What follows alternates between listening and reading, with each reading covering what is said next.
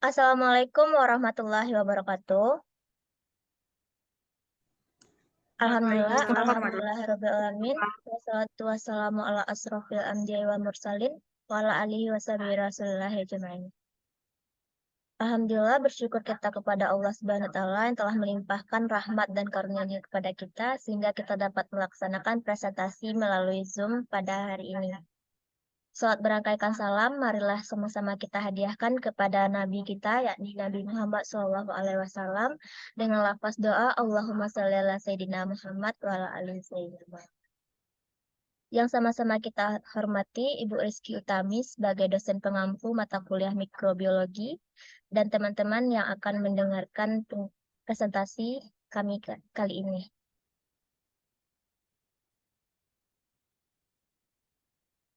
Baiklah, kami dari kelompok 3 akan menjelaskan presentasi mengenai kapang, di mana jenis kapang yang akan kami jelaskan yaitu 1. Kapang Aspergillus oraceus, 2. Penicillium expansum, 3. Penicillium patulum, 4. Clavice purpurea, 5. Aspergillus malleus, 6. Penicillium citrinum, 7. Penicillium islandicum.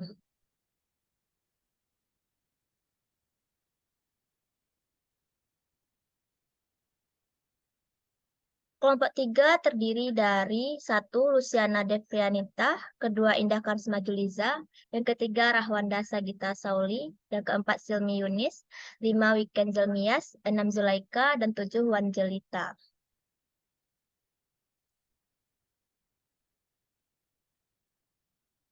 Pemateri pertama yaitu Silmi Yunis. Kepada Silmi Yunis dipersilahkan. Baiklah, materi terkait Aspergillus oraceus akan saya jelaskan. Ekologi dan habitat Aspergillus oraceus. Aspergillus oraceus merupakan jamur tanah yang dapat tumbuh di berbagai macam lingkungan, terutama tempat hangat dan lembab. Bisa juga ditemukan sebagai kontaminan pada komoditas agrikultur seperti kacang-kacangan dan biji-bijian, serta makanan kering termasuk daging kering dan ikan. Aspergillus oraceus juga merupakan kapang toksigenik penghasil oktantoksin A atau OTA. Tumbuh pada berbagai produk hasil pertanian seperti jagung, kedelai, kopi, coklat, dan lain-lain. Dapat tumbuh pada suhu 15-35 derajat Celcius dengan water activity 0,95 sampai 0,99 dalam waktu 5-30 hari, tergantung pada medianya. Aspergillus oraceus optimum memproduksi otatoksin A atau OTA pada suhu minus 25 derajat Celcius setelah 14 hari. Ciri-ciri morfologi Aspergillus oraceus yang pertama dari segi bentuk merupakan jamur berbentuk filamen yang memiliki conidiospor biserit, yaitu conidiopor yang memiliki 2 baris conidia. Yang kedua, habitat. Aspergillus oraceus dapat ditemukan pada berbagai substrat, mulai dari tanah hingga komoditas pertanian, hewan peliharaan, dan spesies lainnya, spesies laut. Yang ketiga, toksigenitas. Jamur ini dikenal sebagai penghasil toksin termasuk oxalotoksin A, citrinin, dan melain.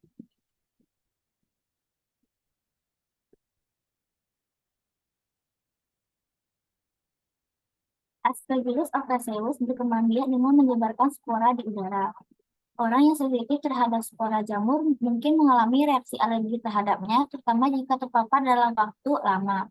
Gejala reaksi alergi terhadap spora jamur antara lain ruam, sulit bernafas, batuk, mata gatal dan merah, pilek, serta tenggorokan sakit dan gatal. Aspergillus oraceus tidak dapat bermanfaat bagi produksi pangan karena diketahui menghasilkan mikotoksin oktantoksin A yang dapat mencemari makanan dan menimbulkan risiko kesehatan.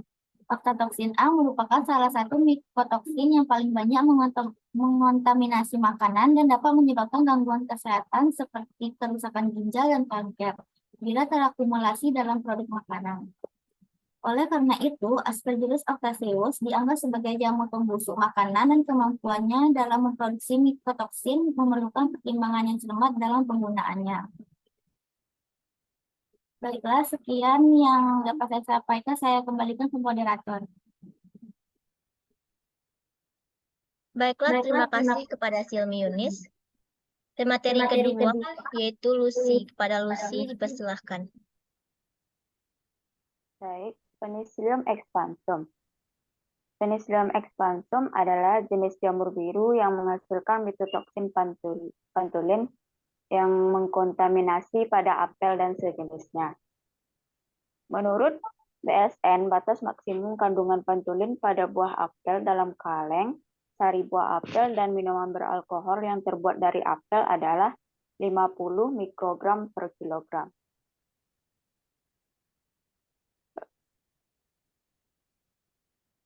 Penyimpanan yang lama pada buah akan memberikan kesempatan jamur tumbuh dan menghasilkan mitotoksin.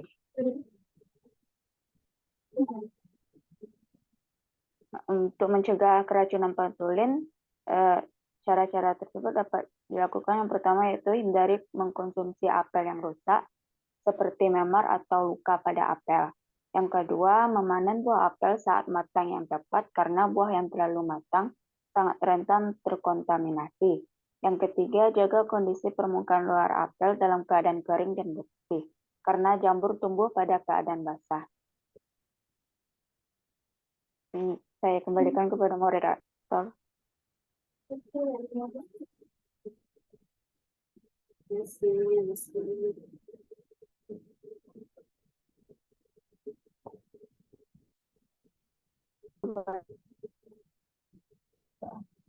Materi selanjutnya, Mama.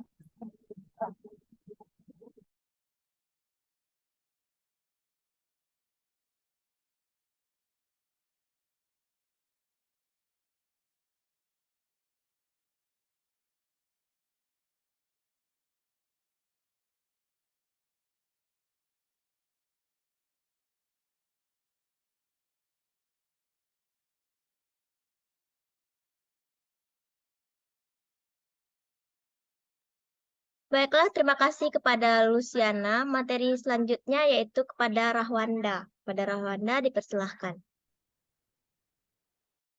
Penicillium patulum. Penicillium patulum adalah jamur yang dapat tumbuh pada berbagai bahan pangan dan memiliki dampak dalam bidang tata boga. Penicillium patulum adalah salah satu jenis kapang yang menghasilkan patulin, yaitu mikotoksin yang berbahaya bagi kesehatan manusia. Patulin yang ditemukan pada buah-buahan, terutama apel yang terkontaminasi oleh kapang ini. Selain itu, Penicillium patulum juga dapat tumbuh pada biji-bijian seperti serealia yang disimpan dalam suhu lebih besar dari 15 derajat Celcius dan kelembaban yang tinggi. Pencegahan timbulnya mikotoksin terdiri dari 3 level, yaitu pencegahan primer, sekunder, dan tersier. Pencegahan primer dilakukan agar fungi tidak tumbuh pada produk pertanian. Pencegahan primer merupakan pencegahan yang paling krusial karena jika pencegahan ini gagal, fungi dapat menginfeksi tanaman dan menghasilkan mikotoksin pada produk pertanian. Dan pencegahan sekunder dilakukan saat fungi sudah mulai menginfeksi pada tahap awal. Pencegahan tersier adalah pencegahan ketika fungi sudah menginfeksi produk. Pencegahan tersier dilakukan agar toksin tidak menyebar luas ke produk lainnya. Sekian presentasi dari saya kembalikan kepada moderator. Terima kasih kepada Rahwanda.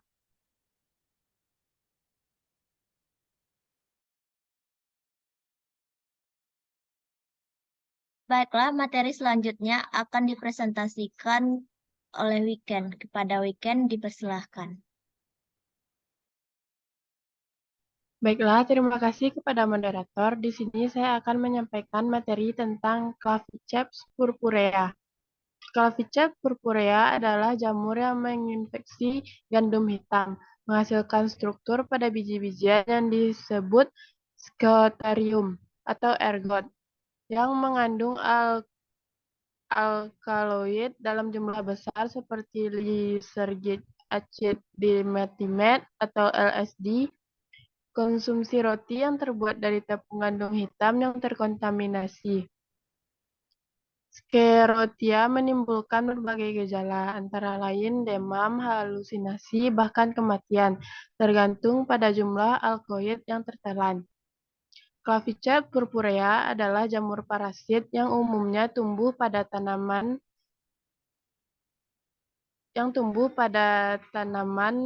jenis gandum dan rumput. Jamur ini menyebabkan penyakit yang dikenal sebagai ergotisme pada tanaman tersebut. Ergotisme dapat menghasilkan toksin yang disebut juga dengan alkaloid ergot, yang dapat berbahaya bagi manusia dan hewan jika terkonsumsi melalui biji-bijian yang terinfeksi. Gejala ergotisme pada manusia melibatkan gangguan neurologis dan sirkulasi darah, serta dapat menyebabkan kejang, gangguan mental, bahkan kematian. Oleh karena itu, pengendalian dalam pemantauan terhadap infeksi Clavicea purpurea pada tanaman sangat penting untuk mencegah dampak negatifnya pada kesehatan manusia dan hewan. Baiklah, sekian materi yang dapat saya sampaikan. Saya kembalikan kepada moderator. Baiklah, terima kasih kepada Weekend Zelmias. Materi selanjutnya akan dipresentasikan oleh Wan Jelita. Kepada Wan, dipersilahkan. Baik, terima kasih kepada moderator. Selanjutnya saya akan membacakan materi tentang Aspergillus malleus. Aspergillus malleus termasuk dalam subgenus Circumdet, bagian Circumdet dan kelompoknya. Aspergillus ocraceus ini adalah jamur dengan distribusi di mana-mana. Ditemukan di tanah, perkebunan, dan makanan atau memiliki kemampuan mengeluarkan enzim proteolitik dan senyawa insektisida. Seperti dalam spesies lainnya dalam kelompok. Jumlahnya dapat dalam jumlah kecil. Sepengetahuan kami, Aspergillus malleus hanya digambarkan sebagai patogen manusia dalam kasus-kasus onychomycosis tertentu. Mungkin hanya ini yang dapat saya sampaikan. Saya kembalikan kepada moderator.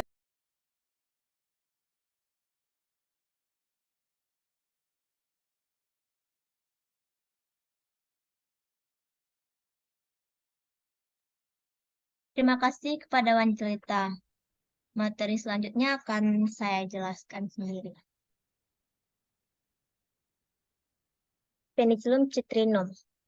Penicillium citrinum adalah suatu spesies jamur yang termasuk dalam genus Penicillium, di mana jamur ini dikenal sebagai jamur yang penghasil sitrinin, di mana sitrinin ini merupakan mikotoksin yang dapat mengkontaminasi berbagai produk pertanian atau toksin yang bersifat racun jika dikonsumsi secara berkala atau berkelanjutan, di mana efek racun ini akan dirasakan oleh seorang yang sudah mengkonsumsinya setelah memakan berkali-kali.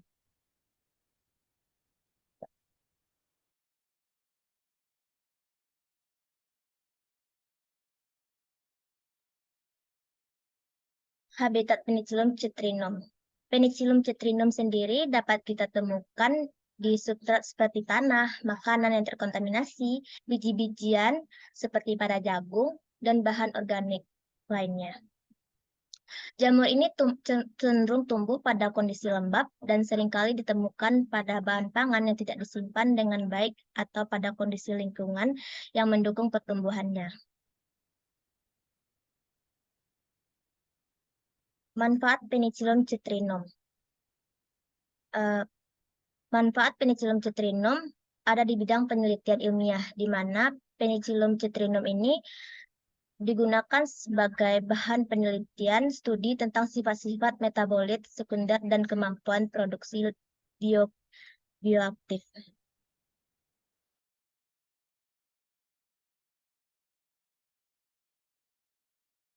Penicillium citrinum belum ada ditemukan pemanfaatannya di bidang boga, karena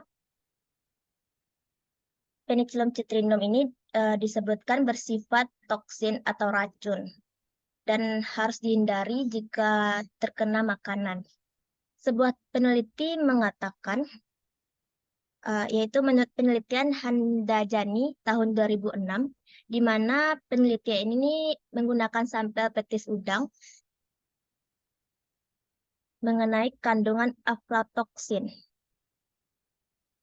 Hasil penelitian mengatakan apabila petis udang dimakan berkali-kali dapat mengganggu kesehatan yang bersifat kronis. Dan jamur yang ditemukan di dalam petis udang itu yaitu jamur Aspergillus flavus, Aspergillus niger, dan tentunya terdapat Penicillium citrinum. Dan Penicillium citrinum ini dapat merusak ginjal dan mengalami penurunan berat badan serta menghambat generasi ginjal. Baiklah, itulah penjelasan mengenai Penicillium citrinum. Di materi selanjutnya akan dibacakan oleh Zulaika. Pada Zulaika, dipersilahkan. Baik, terima kasih moderator. Materi selanjutnya yaitu Penicillium islandicum. Penicillium islandicum adalah suatu jenis jamur yang umumnya ditemukan di lingkungan yang kaya bahan organik seperti tanah, kompos, atau materi organik yang membusuk. Jamur ini memiliki struktur morfologis khas termasuk miselium yang terdiri dari serat-serat tipis dan kemampuan untuk membentuk koloni dengan warna yang bervariasi, seperti hijau atau biru. Beberapa spesies Penicillium memiliki peran dalam industri makanan dan minuman, sementara lainnya dapat menghasilkan metabolit sekunder dengan potensi biologis seperti senyawa antimikroba.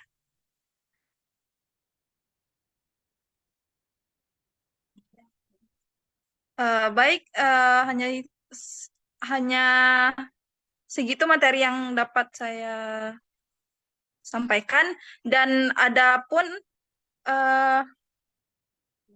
jamur ini memiliki beberapa karakteristik yang dapat dijelaskan seperti satu, habitat yaitu Penicillium islandicum biasanya ditemukan di lingkungan yang kaya akan materi organik seperti tanah, kompas, atau bahan organik. Dua, membusuk morfologis. Jamur ini memiliki struktur morfologis yang umumnya terlihat pada genus Penicillium. Miseliumnya terdiri dari serat-serat tipis dan kadang membentuk koloni yang menyerupai cetakan berwarna hijau atau biru. Sekunder. Beberapa spesies Penicillium termaksud islandicum menghasilkan metabolit sekunder yang dapat memiliki potensi biologi baik sebagai senyawa antimikroba maupun sebagai senyawa bioaktif.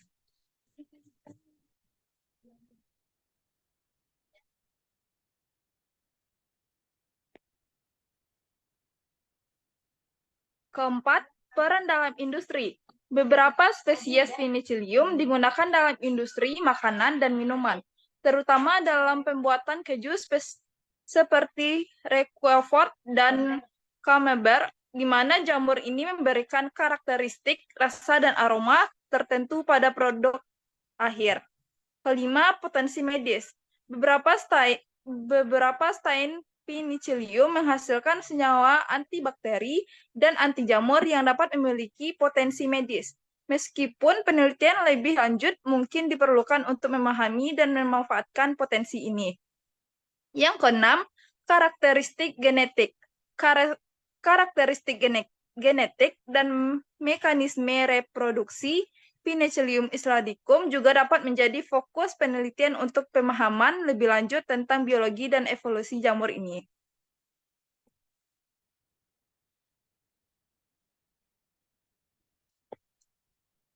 Baik, sekian yang dapat saya jelaskan dari materi yang saya sampaikan. Selanjutnya saya kembalikan kepada moderator. Baiklah, terima kasih kepada Zulaika. Baiklah teman-teman semua, dari presentasi materi tadi dapat kita ambil kesimpulan bahwa jenis kapang ini ada yang memiliki manfaat yang positif, ada juga dampak negatifnya terhadap kehidupan kita. Di mana jenis kapang 1-6 ini bersifat toksin dan tidak dapat dimanfaatkan di bidang boga karena bersifat racun dan dapat berbahaya jika dikonsumsi. Dan pada Penicillium islandicum ditemukan manfaatnya yaitu tentang mempengaruhi karakteristik rasa dan aroma. Baik, itulah presentasi kami pada malam ini. Maaf jika ada kesalahan. Wabillahi taufiq wal hidayah. Wassalamualaikum warahmatullahi wabarakatuh. Waalaikumsalam warahmatullahi wabarakatuh.